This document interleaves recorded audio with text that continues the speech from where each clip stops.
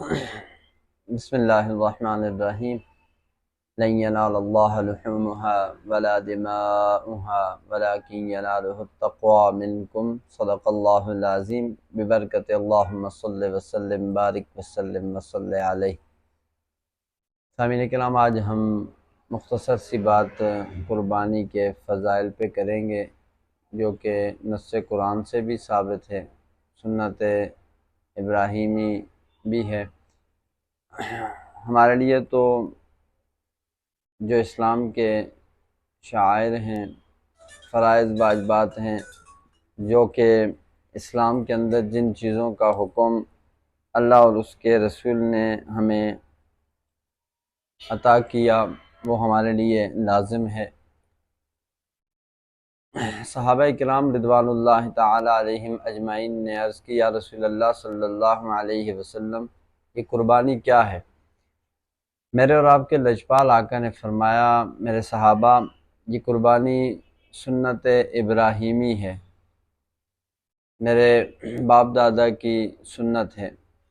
اب اسی سنت کو مزید صحابہ کرام کو سمجھاتے ہوئے میرے اور آپ کے لجپال آقا نے فرمایا کہ میرے صحابہ، یہ ایسی سنت ہے کہ جو بندہ اسے ادا کرتا ہے، ابھی وہ قربانی کے جانور کے خلق پہ، گلے پہ چھری پھیرتا ہے، اور زمین اور جانور کا گلے کا کتنا فرق ہوتا ہے۔ بہت زیادہ ہوا 2 نہ کریں تو 4 انچ کر لیں، 1 بالشت کر لیں۔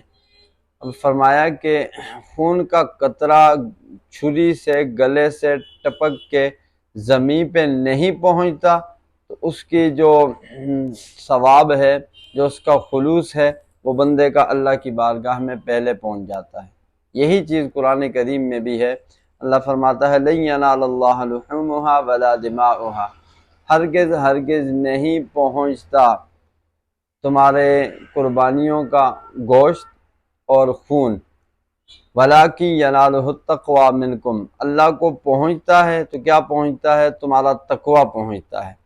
اب مزید رسول اللہ صلی اللہ علیہ وسلم نے فرمایا، میرے صحابہ، جو شخص خلوص دل سے، اچھی نیت سے، اچھے ارادے سے، اپنی حق حلال کی کمائی سے جو شخص قربانی کرتا ہے، قربانی کا جانور قیامت کے دن فرمایا کہ اپنے اعضاء، ہڈیوں، گوشت پوست، حتیٰ کہ بول براز، اپنے یعنی کہ گوبر لید کے ساتھ آئے گا، اور وہ جس نے قربانی کی ہوگی، اپنے قربانی کرنے والے کو حکم ہوگا، اس کی پیٹھ پہ بیٹھے گا اور پل صراط اتنی لمبی مسافت پار کر کے جنت میں چلا جائے گا۔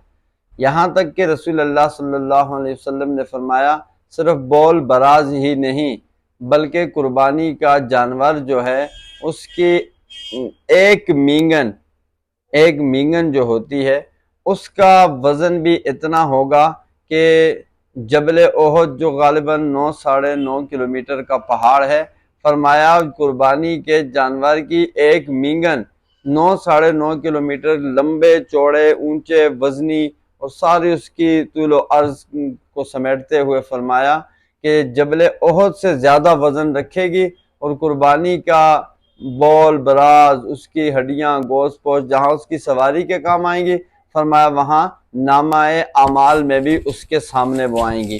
تو یہ تو مختصر سا تھا قربانی کا فلسفہ۔ اب غور و فکر کریں کہ جب ہم قربانیاں کرتے ہیں تو اس میں بہت ساری چیزیں سامنے آتی ہیں۔ ایک تو ہمیں قربانی کے جانور کو دیکھنا چاہیے، اچھا فربا، تگڑا، تازہ ہونا چاہیے۔ پھر اس کی عمر کا بھی خیال رکھنا چاہیے۔ پھر جو شریعت میں کچھ چیزیں ایسی ہیں جو نامینیٹ کر کے ٹو دا پوائنٹ بیان کی گئی، 4 چیزیں ایسی ہیں کہ وہ اس جانور میں ہوں تو اسے قربانی ہرگز نہ کیا جائے۔ ایک تو ایسا جانور جو کانا ہو، جس کا کانا پن ظاہر ہو۔ ایک ایسا جانور ہو جو کمزور ہو، جس کا کمزور پن ظاہر ہو۔ ایک ایسا جانور تیسرے نمبر پہ جو بیمار ہو اور اس کی بیماری بھی ظاہر ہو۔ چوتھے نمبر پہ ایسا جانور جو لنگڑا ہو اور اس کا لنگڑا پن اتنا ہو کہ وہ چل کے قربان گاہ تک بھی نہ جا سکے، ایسے جانور کی قربانی بھی منع فرمائی، کیونکہ اللہ کے نام پہ اچھی چیز دینی چاہیے۔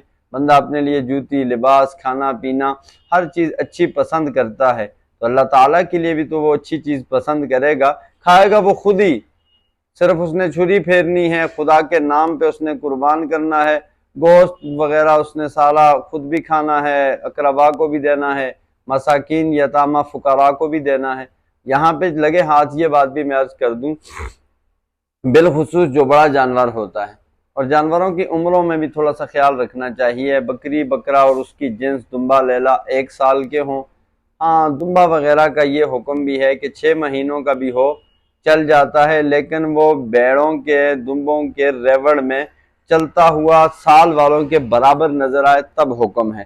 اب دوسرا، بیل، بھینس، بھینسا وغیرہ یہ ایک ہی جنس میں آتے ہیں، گائے، بھینس ساری، تو فرمایا کہ کم از کم ان کی عمر جو ہے وہ 2 سال ہونی چاہیے، اس سے زیادہ بھی ہو سکتی ہے، اور اونٹ کی عمر جو ہے وہ کم از کم 5 سال ہونی چاہیے۔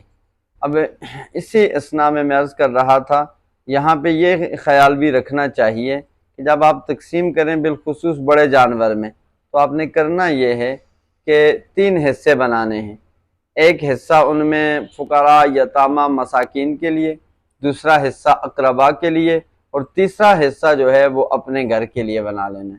اب فقراء، یتامہ، مساکین کا کوشش کر کے انہیں عزت کے ساتھ، جو لائن لگی ہو یا بغیر لائن کے ہوں، انہیں وہ ان کا حصہ دینا چاہیے۔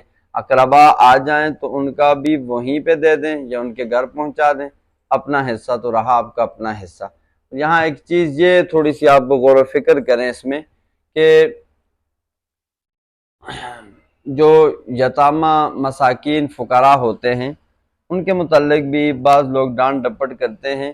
مولا علی کرم اللہ وجہہ الکریم کی روایت ہے، فرماتے ہیں رسول اللہ صلی اللہ علیہ وسلم نے فرمایا، اے علی، سوالی کو اگرچہ گھوڑے پہ بھی سوار ہو کے آئے نا تو اسے جھڑکنا نہیں۔